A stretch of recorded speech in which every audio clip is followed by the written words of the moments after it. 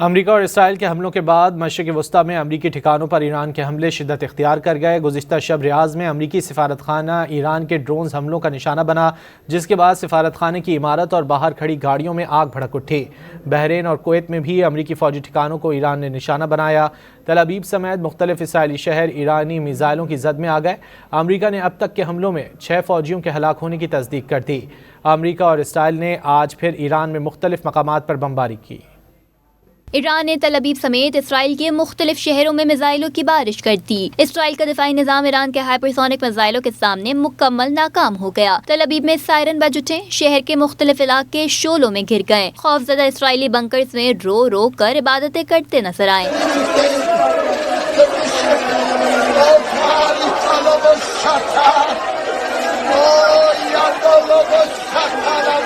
ایران کے میزائلوں سے رات میں دن کا سما دکھائی دیا۔ حیفا اور مقبوضہ مغربی کنارے کے شہر ہیبرون میں بھی میزائلوں سے حملے کیے گئے۔ سعودی دارالحکومت ریاض میں بھی امریکی سفارت خانہ ڈرون حملوں کا نشانہ بنا، جس کے بعد سفارت خانے کے اندر اور باہر کھڑی گاڑیوں میں آگ بھڑک اٹھی۔ سعودی حکومت کے مطابق اس واقعے میں معمولی نقصان ہوا۔ سعودی وزارت دفاع کے مطابق ریاض اور الخرج کے قریب 8 ڈرون مار گرائے گئے۔